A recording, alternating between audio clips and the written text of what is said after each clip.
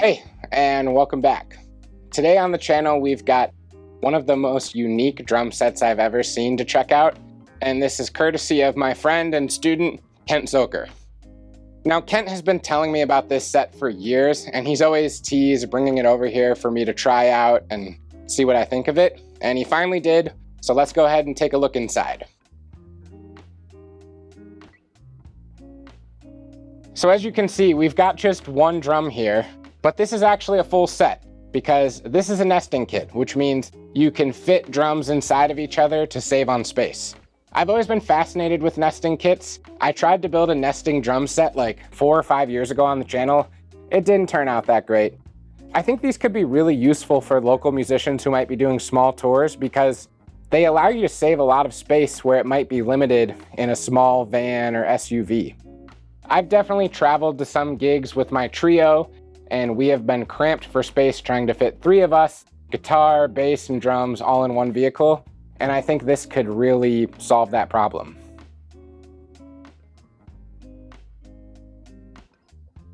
So it's got these 4 thumb screws here that screw into the shell, and that allows you to move this head without having to actually detune it and take off the tension rods. Now, just because I'm curious, this shell measures 20¼ inches across, and the head, because it is inset from the shell, is an 18. So that's very unique to have a head be one size and the resonating chamber be larger. I've seen some drums where the heads extend past the shell by an inch, like certain gong drums and such, but I've never seen the reverse like we have here. So inside, we've got another drum. This looks to be the floor tom. And just to make sure, we've got a 14-inch head and then a 16-inch shell. Now, I'm pretty sure this piece of cloth is in here mostly to protect this drum from not rattling against this one and damaging the shell. But I think I'm gonna throw this back in here because I usually like a towel or something in my bass drum anyways. I'm not sure if there's an exact orientation I'm supposed to use here, but there's no logo or anything, so I'm just gonna throw it on.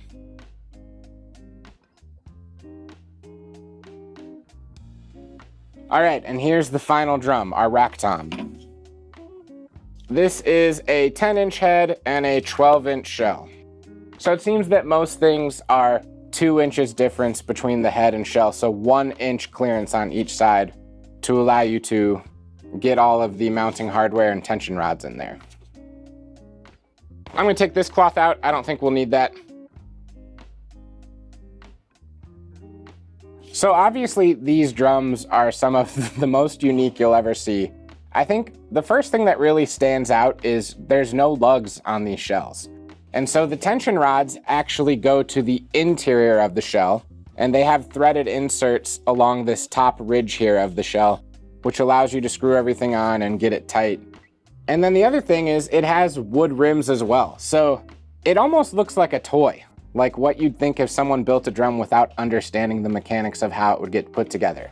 Now, I'm not saying that's how it functions at all, because these things appear to be pretty great quality. Now, I think this has been sitting in storage for a while. The heads are super loose, so I'm gonna go ahead and just tighten things up a little bit, but then I wanna dig into the hardware that comes with this set.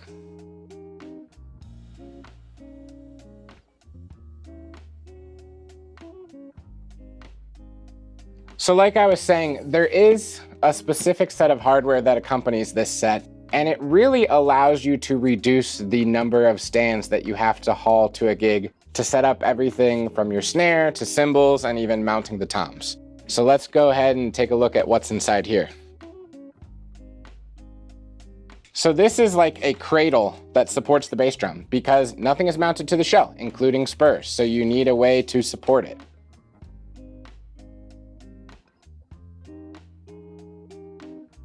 So we've got this base here, and that supports our kick drum, gives us a place to clamp the pedal to. And then it also has these holes here, which I think are for these posts, which should allow us to mount almost everything else we need to set up and play this drum set. Now, I'm guessing once I get the bass drum on here and the other stuff, it's gonna get quite heavy and hard to move. So I'm just gonna go ahead and clamp a pedal on right now.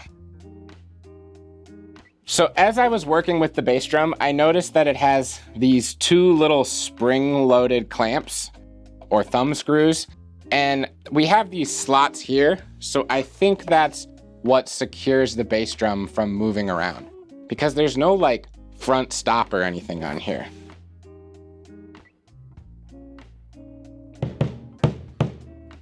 Yeah, I mean, that's pretty solid. That's not going anywhere. I'm really impressed with this whole setup because I don't want this to sound like a diss, because it's really a compliment. But this thing looks totally DIY'd. It was not made on some piece of $100,000 machinery. This is somebody using wood, hinges, normal things that you'd find at the hardware store to mount this whole set.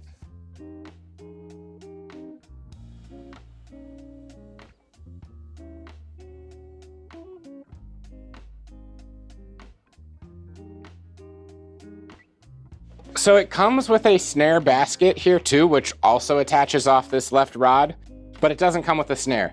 Now, I think if you go to the Penguin Whitney Drums site, they do sell sets that come with snares and even more toms, but I think I'd be more comfortable using a conventional snare anyways. I'm gonna go ahead and find some cymbal stand tops that I can throw in here, grab my hi-hats, throw some microphones on this kit, and then we can actually demo it and hear how it sounds.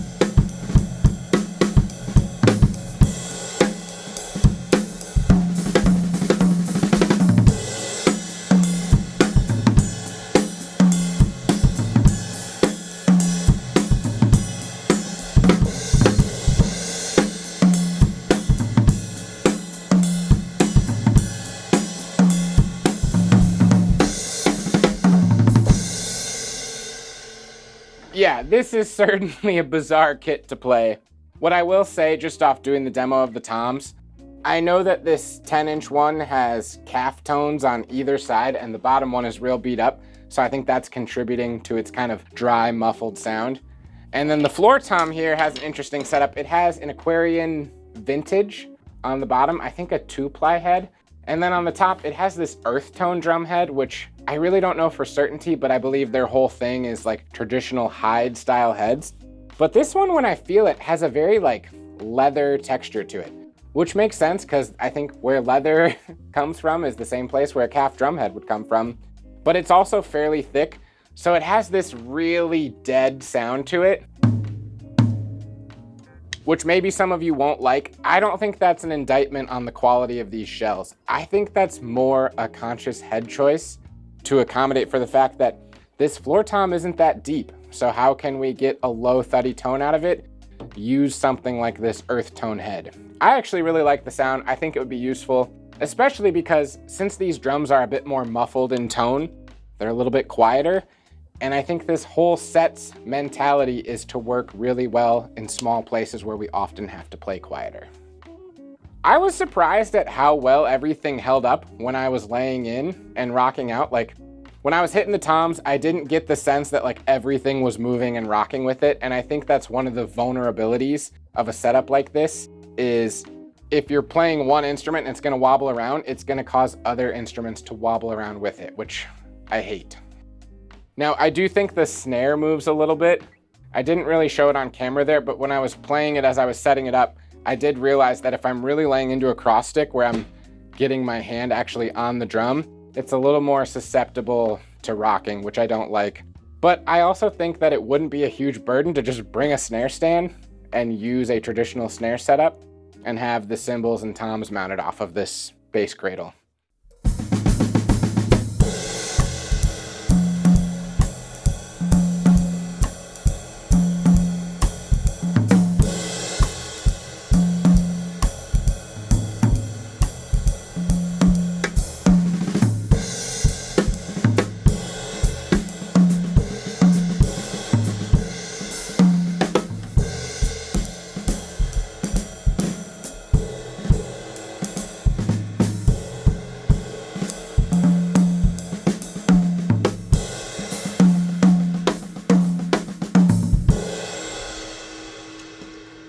I dig it.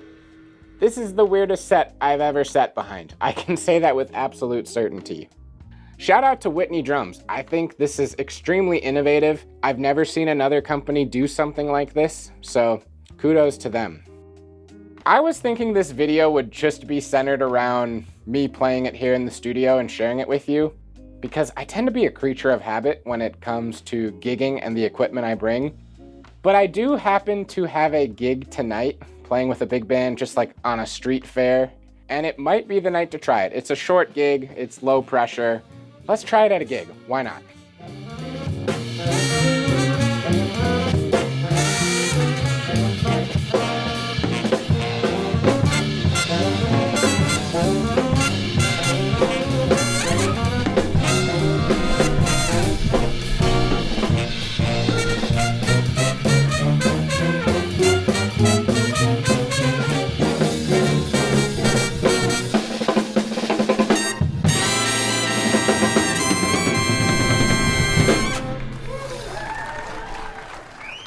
So set one is done with the gig. I think the set worked well, but I do definitely feel like it's quieter than most drums I play. So maybe that's not perfect for the big band, but it's fun. Anyways, I'm gonna sign off this video.